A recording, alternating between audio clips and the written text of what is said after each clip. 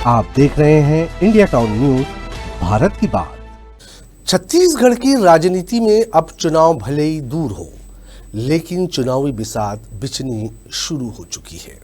BJP ने साफ संकेत दे दिए हैं कि 2028 का रण सिर्फ चुनाव के वक्त नहीं, बल्कि संगठन की ताकत से जीता जाएगा।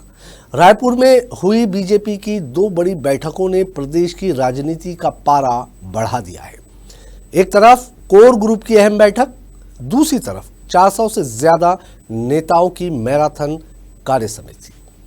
बैठक इतनी गोपनीय रही कि नेताओं के मोबाइल तक बाहर रखवा दिए गए।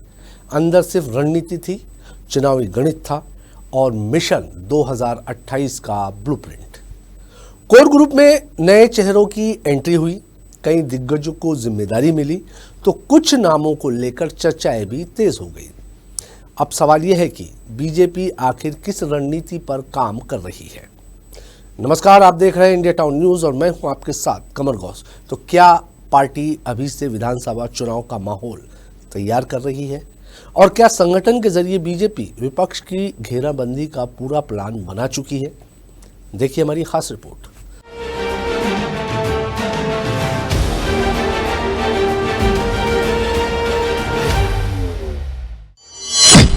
मोबाइल बाहर, अंदर सिर्फ चुनावी रणनीति। 2.5 साल पहले ही बीजेपी ने कस ली चुनावी कमर। सीनियर प्लस युवा नेताओं का नया फार्मूला। क्या 2028 का रोड मैप तैयार कर चुकी है बीजेपी? कोर ग्रुप में बदलाव से सियासी हलचल तेज।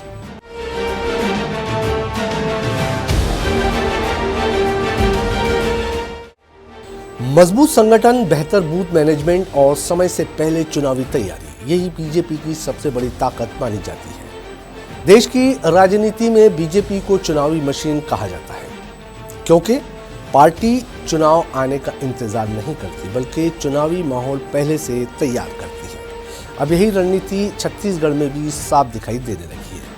असम और पश्चिम बंगाल के शपथ ग्रहण समारोह को बीते अभी कुछ ही दिन हुए हैं, लेकिन बीजेपी ने छत्तीसगढ़ में संगठन को एक्टिव मोड पर डाल दिया है। रायपुर में हुई बीजेपी की 2 बड़ी बैठकों ने साफ कर दिया है कि पार्टी अब मिशन 2028 पर फोकस कर चुकी है। पहली बैठक बीजेपी के कोर ग्रुप की रही, जिसमें राष्ट्रीय संगठन महामंत्री शिव प्रकाश, क्षेत्रीय संगठन मंत्री अजय जामवाल, प्रदेश संगठन महामंत्री पवन साय, मुख्यमंत्री विष्णुदेव साय और प्रदेश अध्यक्ष किरण सिंहदेव जैसे बड़े नेता मौजूद रहे। इसके बाद प्रदेश कार्य समिति की बड़ी बैठक हुई, जिसमें 400 से ज्यादा नेता शामिल हुए। लगातार 2 दिनों तक चली इन बैठकों को बीजेपी के लिए बेहद अहम माना जा रहा है। बीजेपी को समझना है तो उसके कोर ग्रुप को समझना जरूरी है, क्योंकि कोर ग्रुप सिर्फ एक कमेटी नहीं, बल्कि बीजेपी का सबसे ताकतवर निर्णय लेने वाला मंच होता है। यही वो टीम होती है जो संगठन की दिशा तय करती है, चुनावी रणनीति बनाती है और टिकट वितरण जैसे बड़े फैसलों की रूपरेखा तैयार करती है।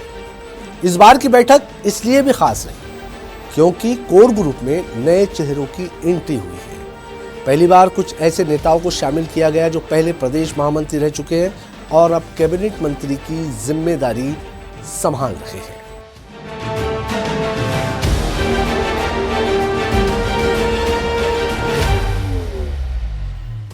इसके अलावा 4 पूर्व मंत्रियों को भी अहम जगह दी गई है।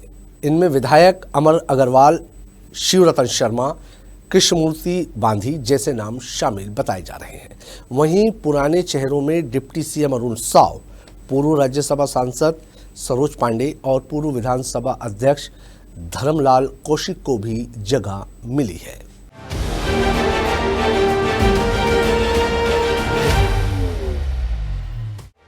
दूसरी तरफ स्पीकर डॉक्टर रमन सिंह, सांसद ब्रजमोहन अग्रवाल, कृषि मंत्री रामविचार नेताम और गौरी शंकर अग्रवाल जैसे वरिष्ठ नेताओं की मौजूदगी ने बैठक को और वजनदार बना दिया। हालांकि बीजेपी ने अब तक कोर ग्रुप की आधिकारिक सूची जारी नहीं की है, लेकिन राजनीतिक गलियारों में चर्चाएं तेज हैं। कोर ग्रुप में बदलाव को लेकर विपक्ष को भी हमला करने का मौका मिल गया है। प्रदेश कांग्रेस ने बीजेपी पर सीनियर नेताओं को किनारे लगाने का आरोप लगाया। कांग्रेस का कहना है कि बीजेपी अंदरूनी संतुलन साधने में जुटी हुई है और नए पुराने नेताओं के बीच समीकरण बैठाने की कोशिश कर रही है, लेकिन बीजेपी इसे संगठन का विस्तार और अनुभव व युवा ऊर्जा का संतुलन बता रही है। दरअसल बीजेपी अब ऐसी टीम तैयार करना चाहती है जिसमें अनुभवी नेताओं का मार्गदर्शन भी हो और युवा चेहरों की आक्रामक चुनावी शैली भी। यानी साफ है कि पार्टी सिर्फ सरकार चलाने तक सीमित रहना चाहती है, बल्कि संगठन को लगातार जमीन पर मजबूत करने में लगी हुई है। क्या कहते हैं बीजेपी और कांग्रेस के नेता, आप खुद देखिए। गुटबाजी चरम पर है और गुटबाजी को कैसा कम किया जाए इस पे वो चिंतन मनन कर रही है। और जिस तरह से प्रदेश के भारतीय जनता पार्टी के वरिष्ठ नेता बृजमोहन अग्रवाल जी के साथ जिस तरह से सौतेला व्यवहार कर रही है, कोर ग्रुप से बाहर निकालना एक अनुभवी नेता को, ये गुटबाजी नहीं तो क्या है? पूरी तरह से भारतीय जनता पार्टी में गुटबाजी हावी है। 10 साल तक मैं कोर ग्रुप में रहा हूं, अब नए लोगों को लिया गया है, सामान्य प्रक्रिया है। मेरे साथ में कोई सौतेला व्यवहार नहीं कर सकता, क्योंकि मैं जब तक सक्रिय हूं तब तक कोई मुझे किनारे नहीं कर सकता। देखिए, समय समय पर ये सब होते रहता है और इसलिए ये सब सामान्य प्रक्रिया है। कोई एक आदमी जिंदगी भर नहीं रहेगा, समय समय पर लोग बदलते रहेंगे, फिर जिसकी जो उपयोगिता है वो वापस आते रहेंगे, तो ये सामान्य प्रक्रिया चलते रहता है। अब बात उस बैठक की जिसे बीजेपी की सबसे अहम रणनीति बैठकों में से एक माना जा रहा है। प्रदेश कार्य समिति की बैठक में सत्ता और संगठन से जुड़े 400 से ज्यादा नेता शामिल हुए। बैठक में प्रदेश पदाधिकारी, जिला अध्यक्ष, जिला पंचायत अध्यक्ष, मोर्चा पदाधिकारी और संगठन के बड़े नेता मौजूद रहे। बैठक को लेकर सबसे ज्यादा चर्चा इसकी गोपनीयता को लेकर रही। सूत्रों के मुताबिक बैठक में प्रवेश से पहले नेताओं के मोबाइल फोन बाहर रखवा दिए गए। सुरक्षा कर्मियों और फोटोग्राफरों को भी अंदर जाने की अनुमति नहीं थी। यानी अंदर क्या चर्चा हुई इसका पूरा ब्यौरा बाहर नहीं आने दिया गया। लेकिन जो जानकारी सामने आई उसके मुताबिक बैठक में संगठन की आगामी रणनीति, बूथ स्तर तक मजबूती और 2028 विधानसभा चुनाव की तैयारी पर विस्तार से चर्चा हुई। साथ ही ये भी तय किया गया कि आने वाले समय में बीजेपी किन मुद्दों को लेकर जनता के बीच जाएगी। सूत्र बताते हैं कि पार्टी ने विपक्ष की घेराबंदी, सरकार की उपलब्धियों को गांव-गांव पहुंचाने और कार्यकर्ताओं को एक्टिव मोड में लाने का रोड मैप भी तैयार किया है। बैठक में 2 अहम प्रस्ताव भी लाए गए। पहले प्रस्ताव में नक्सलवाद के खिलाफ चल रही कार्रवाई को लेकर केंद्र और राज्य सरकार को धन्यवाद दिया गया। बीजेपी ने प्रधानमंत्री नरेंद्र मोदी, गृह मंत्री अमित शाह और मुख्यमंत्री विष्णुदेव साय के नेतृत्व की सराहना की। दूसरे प्रस्ताव में प्रधानमंत्री और मुख्यमंत्री के खिलाफ कथित आपत्तिजनक टिप्पणियों की निंदा भी की गई। बीजेपी का फोकस साफ है, एक तरफ राष्ट्रीय सुरक्षा और नक्सलवाद जैसे मुद्दे, तो दूसरी तरफ विकास और संगठन की मजबूती। यानी पार्टी 2028 के चुनाव को सिर्फ स्थानीय मुद्दे तक सीमित नहीं रखना चाहती, बल्कि राष्ट्रीय नेतृत्व और मजबूत संगठन को भी चुनावी नैरेटिव का हिस्सा बनाना चाहती है। सुनिए इस मामले पर किरण देव ने क्या कुछ कहा। नई टीम के साथ कुछ नए पुराने सभी चेहरे उसमें सभी थे। निगम आयोग मंडल के निगम और मंडल के बोर्ड के अध्यक्ष भी थे। हमारे महापौर थे, जिला पंचायत के अध्यक्ष के साथ पूरे प्रदेश कार्य समिति के सदस्य, हमारे जिला के सभी अध्यक्ष और इस तरीके से हमारे मीडिया सेल है, मीडिया के इंचार्ज हमारे प्रांत के, हमारे कोर कमेटी में भी। और कल ये बैठक हुई आदरणीय हमारे राष्ट्रीय महामंत्री से संगठन जी की। भारतीय जनता पार्टी का ये परंपरागत कार्यक्रम है, मैं बार बार कह रहा हूँ, और ये प्रत्येक 3 महीना, 2 महीना और 1 महीना में हमारा प्रदेश, जिला और मंडल की कार्यक्रम। राजनीतिक जानकारों की माने तो बीजेपी अभी से चुनावी तैयारी इसलिए तेज कर रही है क्योंकि पार्टी जानती है कि संगठन ही उनकी सबसे बड़ी ताकत है। यही वजह है कि जिला पंचायत अध्यक्षों से लेकर बूथ स्तर तक के नेताओं को एक मंच पर बुलाकर लगातार संवाद किया जा रहा है। बीजेपी ये संदेश देना चाहती है कि सरकार और संगठन दोनों एक साथ काम कर रहे हैं। संगठन के शिव और सरकार के विष्णु मिलाकर मिशन 2028 की नींव मजबूत कर रहे हैं।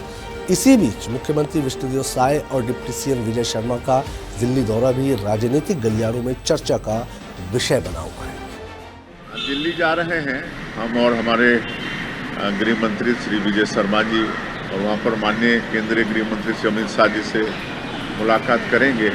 और अभी जो बस्तर में मुख्यमंत्री स्वस्थ बस्तर अभियान चला रहे हैं, वहाँ लोगों का स्वास्थ्य परीक्षण हो रहा है, इलाज भी करा रहे हैं। और एक अग्रणी बस्तर मुन्ने कार्यक्रम चला रहे हैं, जिसमें लोगों के राशन कार्ड, आयुष्मान कार्ड और जो भी उनके मतलब कार्ड वगैरह नहीं बने हैं वो सब बना रहे हैं, वो सबकी जानकारी देंगे। बताया जा रहा है कि दोनों नेता केंद्रीय गृह मंत्री अमित शाह से मुलाकात कर सकते हैं।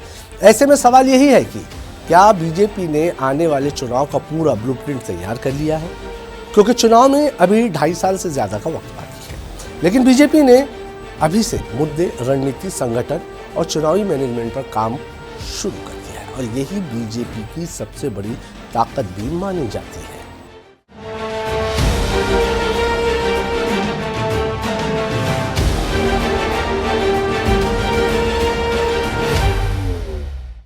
तो साफ है, छत्तीसगढ़ में बीजेपी अब सिर्फ सरकार चलाने तक सीमित नहीं रहना चाहती, बल्कि संगठन को और ज्यादा मजबूत कर 2028 के चुनाव रण की तैयारी में जुट चुकी है। कोर ग्रुप में बदलाव, 400 नेताओं की सीक्रेट बैठक, बूथ से लेकर चुनावी मुद्दों तक मंथन, ये सब संकेत दे रहे हैं कि बीजेपी लंबी राजनीतिक रणनीति पर काम कर रही है। अब देखना होगा कि बीजेपी की ये चुनावी तैयारी विपक्ष पर कितना दबाव बनाती है और क्या कांग्रेस भी इसी तरह अपनी रणनीति को धार देती है या नहीं। फिलहाल के लिए इतना तय है कि छत्तीसगढ़ की राजनीति में चुनाव भले दूर हो, लेकिन चुनावी हलचल अभी से तेज हो चुकी है। आज के हमारी इस खास रिपोर्ट में फिलहाल इतना ही। मुझे दीजिए इजाजत और आप देखते रहिए इंडिया टाउन न्यूज़, भारत की बात। नमस्कार। आप देख रहे हैं इंडिया टाउन न्यूज़, भारत की बात।